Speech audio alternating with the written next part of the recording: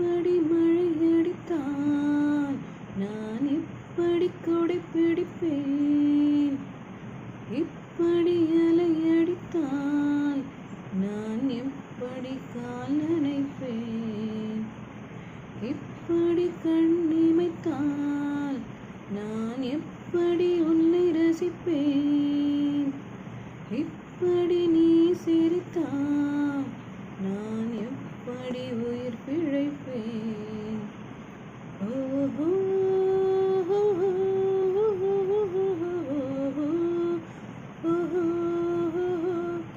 இப்படியே வழி மறித்தான் எப்படி நான் நடந்திடுவேன்?